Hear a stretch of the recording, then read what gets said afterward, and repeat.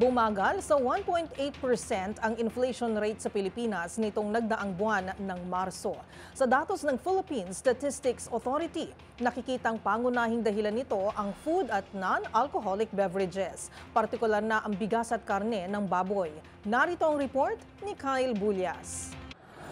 Bumagal ang inflation o ang galaw ng presyo ng mga bilihin at serbisyo sa bansa nitong buwan ng Marso. Ayon sa Philippine Statistics Authority, naitala sa 1.8% ang headline inflation nitong March 2025, mas mababa sa 2.1% na naitala noong February 2025. Mas mababa rin ito kung ikukumpara naman sa 3.7% inflation noong buwan ng Marso ng taong 2024. Sa report ni Undersecretary Dennis Mapa, pangunahing dahilan nito ang mabagal na inflation sa food and non-alcoholic beverages, partikular na ang bigas at karne ng baboy. Bukod dito, nakaambag din sa pagbagal ng inflation ang mabilis na pagbaba ng presyo ng gasolina at diesel. Samantala, ikatlong salik naman sa mas mababang antas ng inflation nitong Marso ay ang pagbaba ng presyo ng restaurants and accommodation services. Para sa MBC TV Network News, ito si Kyle Bulyas ng DZRH, una sa Pilipinas, una sa Pilipino.